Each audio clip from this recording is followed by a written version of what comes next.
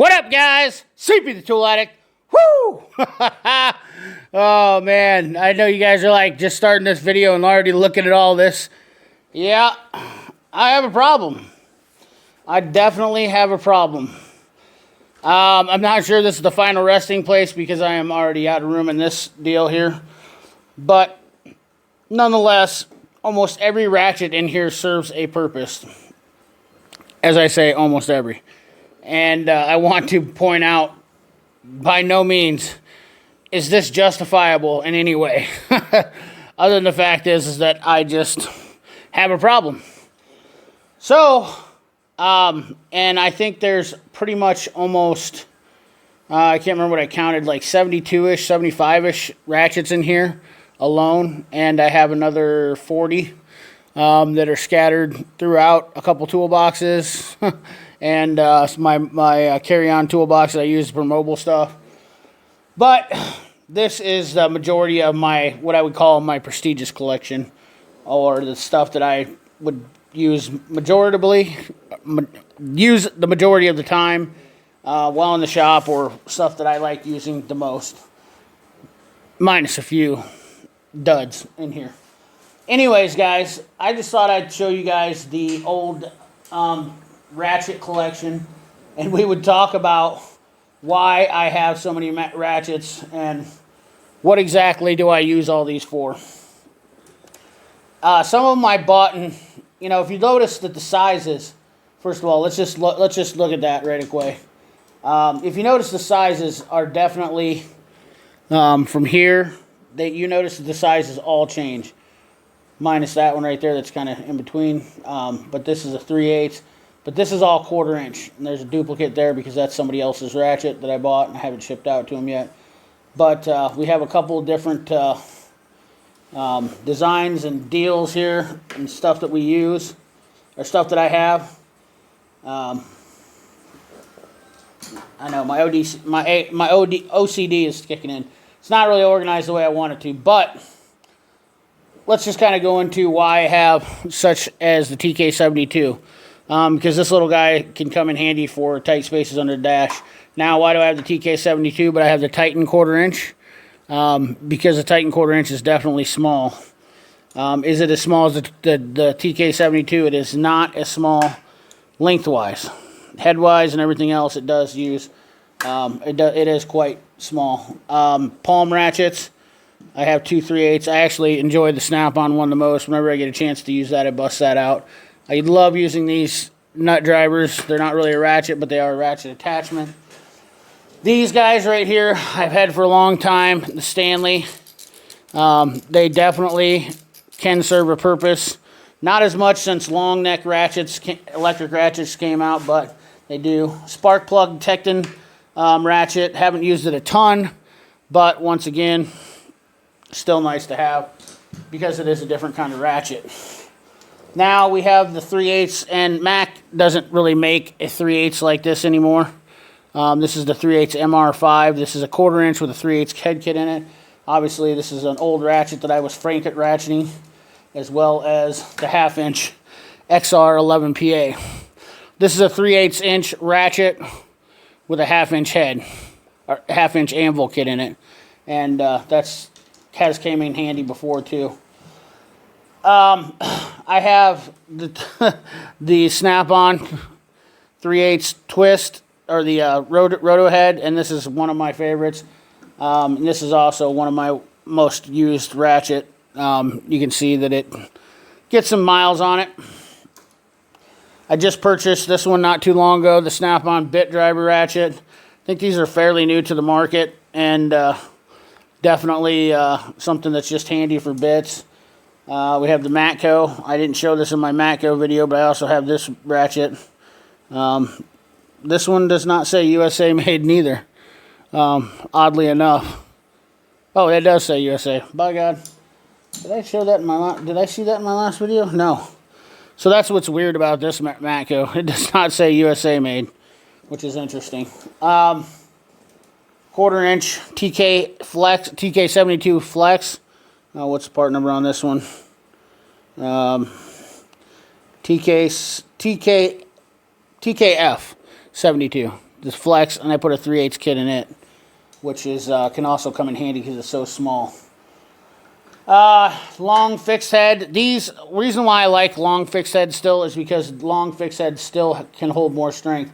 Now I will tell you that this ratchet right here, I have definitely gave the full beans to this thing. I have had this bar bending, and I've had well over 100 foot-pounds on this ratchet. And if you notice, I just watched Mr. Subaru's video, and if you notice, the head kits are definitely different on these ratchets, and that has to do for a reason, because of strength, adding the strength to it. So definitely something interesting if you're thinking about switching out a head kit. This one will be acceptable, I would say, for the 3/8 head kit conversion, because it has the same faceplate as the 1/4 inch in this model. But if you look at this model right here, obviously the screws are on the back. Hopefully this is focusing in. And it is a different faceplate because it allows it to get more torque. It pulls that faceplate in, is what it does. Sorry, I should have pulled that away. It pulls the faceplate in instead of having the screws go into the head itself, which I learned from Mr. Subaru, which I thought was very interesting because I never realized, and maybe some of you haven't either. If you look at the Mac, all the screws on those faceplates are forward facing now, whereas they used to be on the back.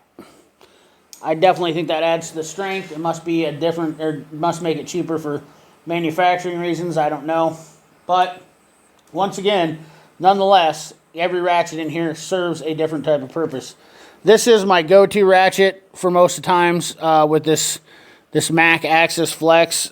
This is an XR 1390 tooth AFPA. XR indicates it's a 3/8, and the 13 indicates the length. The 90 obviously indicates the tooth, and then the AF is flex. PA is your standard 3/8 drive length. So, moving forward, I have an older, this one was the one that I used for a long time, snap-on locking flex head, 3/8.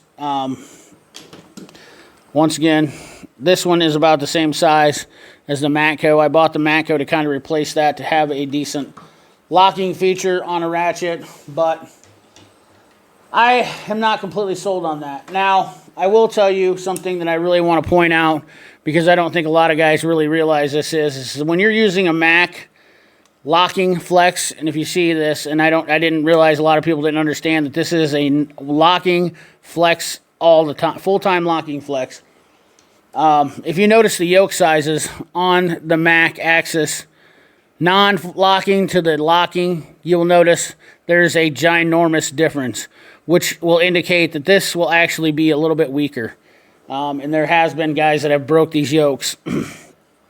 I don't advocate using these under super high torque situations, although this will take way more than your standard, your ratings will take for your IPO or whatever your standard ratings. This will hold up to the ANSI specifications that's required. But as far as where it'll go after that, I mean, this is a 18-inch ratchet, so it definitely can get some torque on it. Now, I can attest that the snap-on, which is my longer 3/8, which this is a hair longer than the Mac. See if I can get this all in frame. That's a lot of ratchet. This guy right here is definitely my go-to when I'm going to go put the hammer down in something on 3/8. Obviously, I don't have a break. I'm not going to use a 3/8 breaker bar because I don't think they even make a 3/8 breaker bar. This ratchet is, I think, close to like 19 inches long, 19, 20 inches long. But this sucker, I have literally put the work in on this fella here, and I can promise you, it is no joke. So, anyways, as I was saying, sorry, I had a little technical difficulty there. This thing you can really pour the coals to, no doubt about it. Then I have the older Matco you've seen in that video. Specialty ratchets, kind of gimmicky ratchets. The Mac, this is the Mac, I don't know what you call this thing. It was called the something or other. This is USA built. Proto makes these. Mac makes them. Actually, Proto and Mac are pretty much the same when it comes to making stuff. That Mac does a different process, though, and most of the time when they're making tools, and they have a different part of the facility where they do Mac-built stuff. So anyways, this is kind of a unique ratchet. Once again, one of those ones that's kind of a obsolete ratchet now. Kind of don't collect. I have it in 1/4 inch in the Gator Nationals.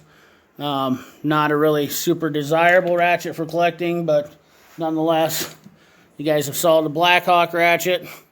You know, I bought this because these were my first professional grade ratchets, and these things really were really nice. And then we have some older SK round head ratchets, which I really do enjoy. These were my first ratchets that I ever had started. I bought these in a set, and these are the first ratchets that I started working with. Obviously, I keep my tools in pretty good condition. This was my dad's ratchet. This is a Blackhawk USA-made ratchet, 1/2 inch drive. This is definitely something, a very fine tooth ratchet. And it's got, the knurling is just absolutely fantastic. See if I can get that in there.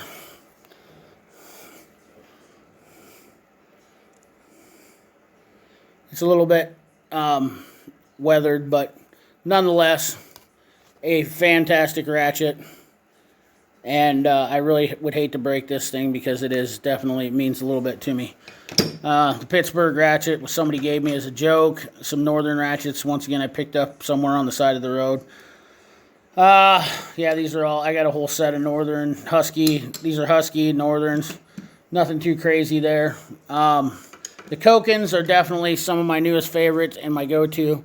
The back drag on these is absolutely, hands down, better than any ratchet in this entire drawer. The quality of this ratchet is just absolutely phenomenal for a Japanese ratchet. Obviously, the majority of my ratchets are USA made, and I do appreciate that fact. But there is a few gimmicky kind of ratchets that I bought just to test out, to see. And I really only do this stuff for the viewers, in all honesty.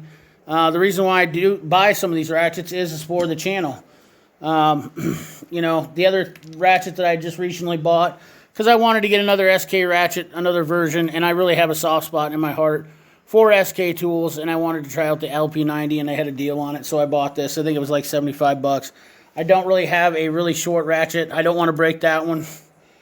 But I don't have a super short 1/2 inch drive, and this was the answer to my prayers. Now, there is one more. I would like to get a stubby short flex that's almost like this.